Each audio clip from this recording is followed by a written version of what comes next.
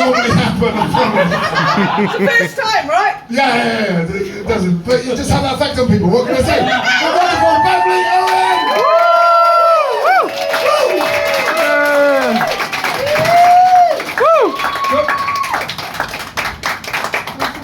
You handsome devil, you. Let me give the microphone first, and then I'll handle that, yeah? Yeah, once you got a hand free, that'll be easier. That's a line of his. Hello! Hello! We've come from Wales today. I've never headlined a gig before. That's very kind. I know. I've never called outside Wales before for a gig. So I am a bit. You are a lovely crowd, aren't you? Yes, I knew it. I was nervous enough to bring my passport because, you know, I've seen on the news that you're not really welcoming to visitors anymore in England.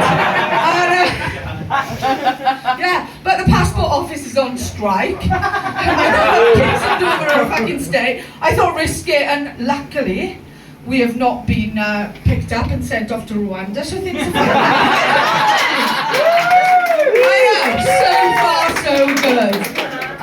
Right, what was I going to talk about?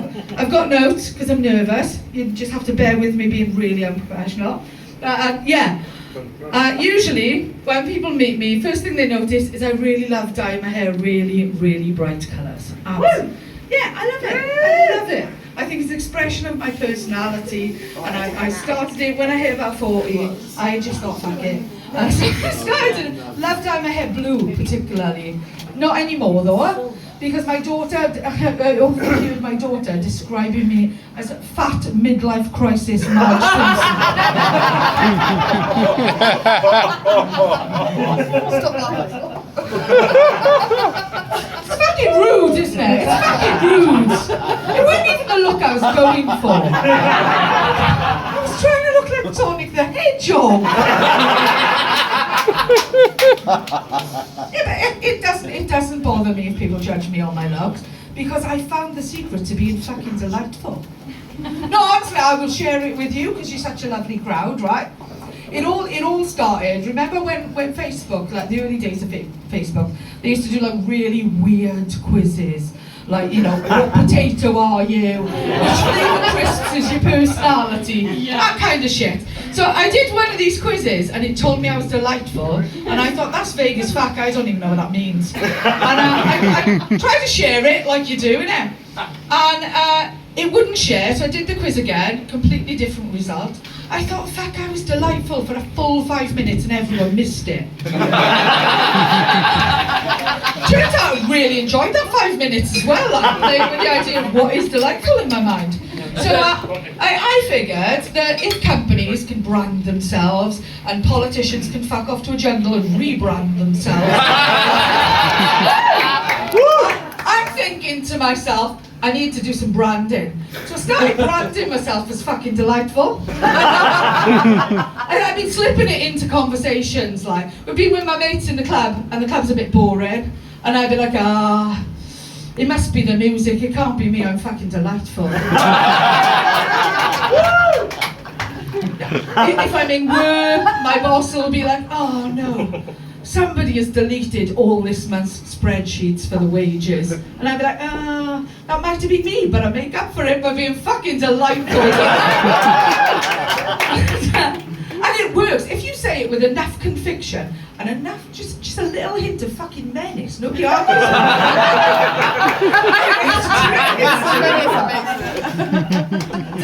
So I've been marketing myself as delightful for a while now, and I am enjoying it.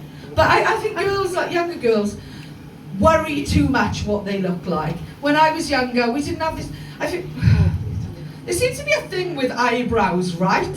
I've got a babysitter. She came over my house, right?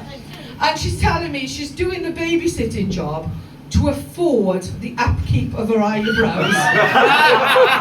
She is having them dyed professionally and plucked professionally, and now there's a trend for having them laminated. Laminated. Oh, honestly, fucking look it up, it's a thing, right? And then when she's had all that done, she has to like makeup to colour them in as well, right? And it's costing her about £30 a month maintenance for her eyebrows, right? And I'm like, fucking hell, there's guys on the estate by me pay less than that maintenance for their kids. My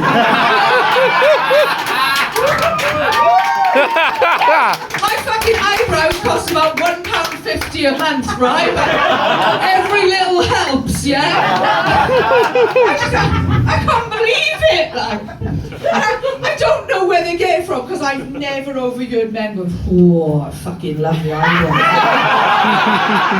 If I heard a bloke being like, oh my God, the eyebrows on that. I don't fancy the eyebrows on yours much, mate. It doesn't, men don't talk like that, for fuck's sake. I mean, I'm not an expert on men. I've been married for a while, and I love my husband to bits, honest to God. I met him online, which is where you meet all the peak weirdos. And he's lovely. Every day I wake up and it's like Christmas every day. If you ask Santa for a tiny ginger baldy. And in my house, he gets treated like a god. Because just like most religions, I ignore it 99% of the time and try and ignore it on Christmas and holidays.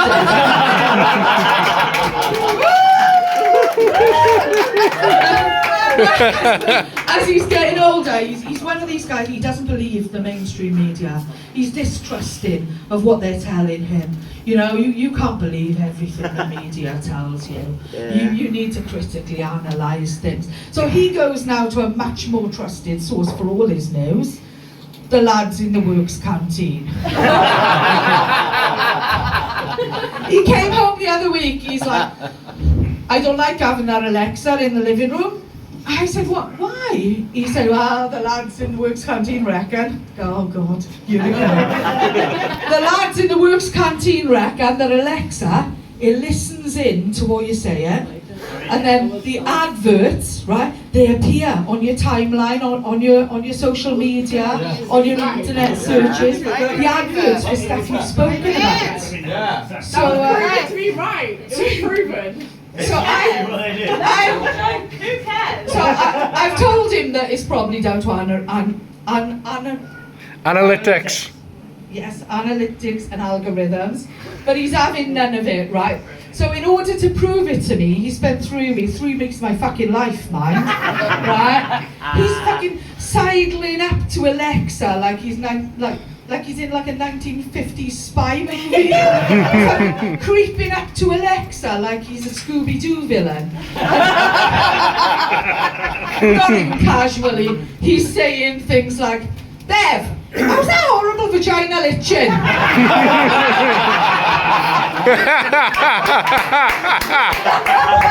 Hey, Nav, isn't Fanny still smelling a fish?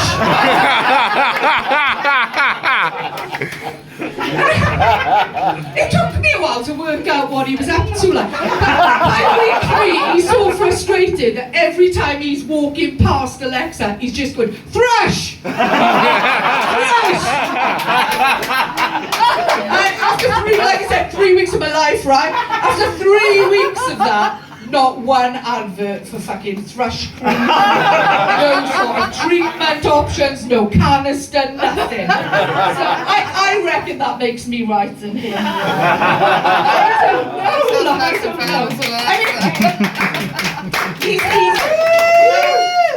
I put up with a lot, but he puts up with a lot as well. I'm on my 2nd marriage now, and I think it's an upgrade, but life has not gone. I don't think life has gone as I planned. When I was younger, I can remember reading that women reach their sexual peak in their 40s, and men reach their sexual peak in their late teens, like about 19. So in my head, by now, I was expecting to be on husband number 5. I wanted to have a succession of younger guys. It just hasn't worked out, and that's because this shit is not for the uninitiated. There is a fucking auditioning process, you know? yeah. But, and don't even talk to me about the training. After my first, honestly, after my first divorce, I did date a few younger lads. Like it was fun. It was good times. They're lovely. Like they're so adorable and energetic and keen, and they're eager to please and all this. But it's all going really well until they start humping your leg and the furniture and shit. It's too much. Like so I do try to kind of to date guys more my own age now, because they are more my own pace. Like I can't deal with puppy training and little boys. I can't. And one thing I learned, and why I'm glad I've settled down again, is that dating's a fucking nightmare. Do you know? And one of the things I really learned is that men fucking lie.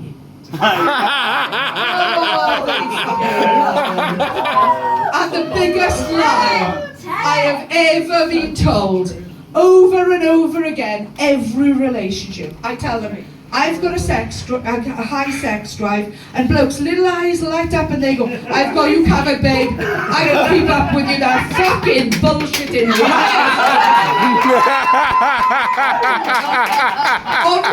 honestly, it is all going fantastically well at the start.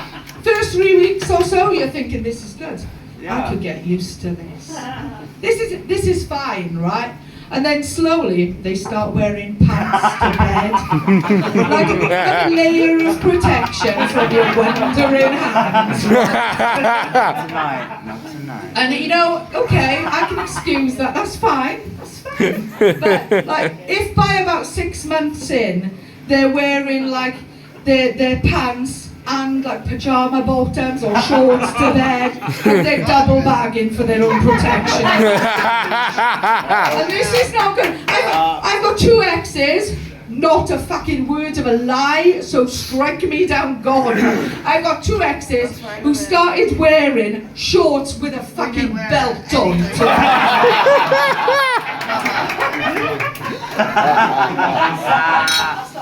No, it's not that. And let me tell you from experience that once it goes that far, there's no fixing that bloke, he's broken. You've used him up, you just fucking chuck him out like a fucking tissue. There's no fucking, I can bring back that fucking magic. That ain't happening, man. He's used, he's broken, he's done. You've used him now, he's done. So you chuck him out, girl, because fucking, honestly, you've broken that fucker. It's gone. Right? The magic is gone. But while I'm giving advice, another piece of advice I'd like to give is about the evils of computer gaming. It's awful. That shit is a gateway drug. It has been a gateway drug. Do you know what it's been a gateway drug to? Fucking gardening. I never thought that I would get old enough and sad enough to start fucking gardening. I started playing Animal Crossing. I got to a stage where I'm looking at my stats and they're like, you've spent 500 hours of your life on this. And I'm thinking, oh my God, I could have been doing something so much more productive. I could have been training up a puppy. I could have been learning Klingon, that's useful, right? So I decided to start gardening, but because gardening's always felt a little bit old and sad to me, I decided to start doing what I like to call death row gardening. I know, right? Doesn't it sound more edgy? Yeah. Fucking much better.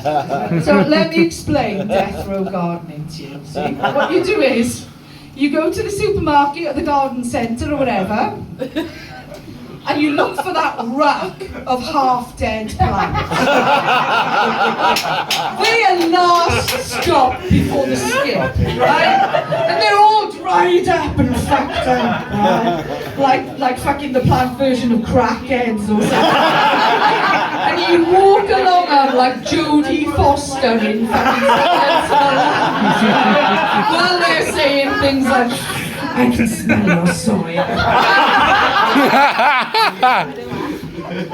And if those plants say they do well in shade or they're hardy, they're in my fucking basket.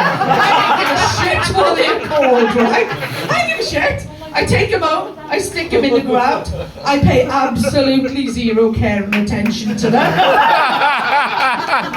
If they die, it's not my fault because I'm fucking delightful, right?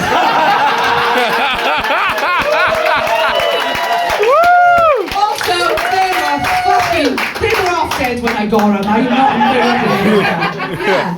But if they live, I am the queen of fucking gardening! I am a god of the garden. So I love a bit of death row gardening. I really do. I love this And I was in the garden centre the other day and I bumped into a friend who I hadn't seen her for a while. And I don't know what she's been doing with her life since the last time I saw her. But her eyebrows were painted on like a full centimetre above where they used to be. And you know, like in the middle, where the middle's meant to be, off to one side, I fucking and I'm looking at her thinking, what has happened there? We walk away, and my friend says, God, did you see the eyebrows on that? I said, no, we covered this earlier, people don't speak like that.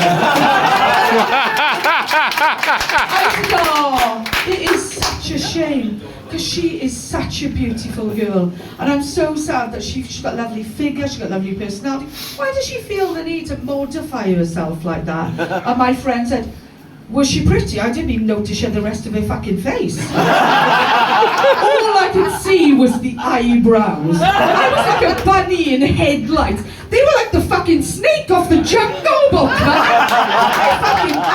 So that's my last piece of advice for you.